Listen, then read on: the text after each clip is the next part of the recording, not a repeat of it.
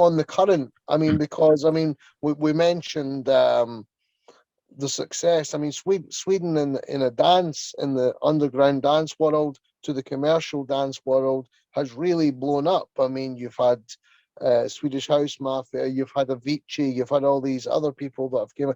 I mean, what's your? I mean, when you saw all that happening, I mean, I know some of these guys were around you guys at the time, but when you seen all the success that they had, and that was worldwide. I mean, some of it was massive. Yeah.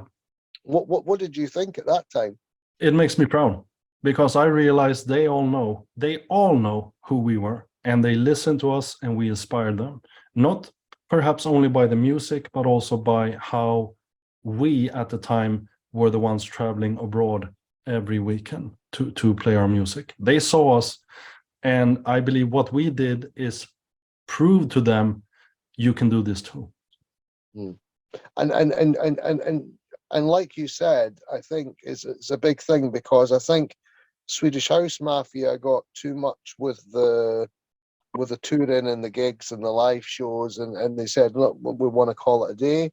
And they came back quite recently and did another album. Yeah. But I think Avicii obviously didn't want to do the touring and the gigs and everything like that, because it became too much, too heavy a schedule. You've been through that. You've mentioned this all the way through the interview about how tired you guys were with the traveling and so on. I mean, it really is a tough industry, isn't it, Robin? I mean, it can be. Yeah. The key here is to surround you with people that care about you. In the case of Avicii, it seemed to me pretty clear he was working with a person that was extremely focused, no matter what Tim felt, which is where the conflict of interests appears. If he would have been smart, the manager, he would have realized, if I'm taking care of Tim as a person and his mental well-being, I'm investing in my own future, not only his. But he seemed to have another idea, and this is the problem about the music industry, because you work with people that don't have any kind of training.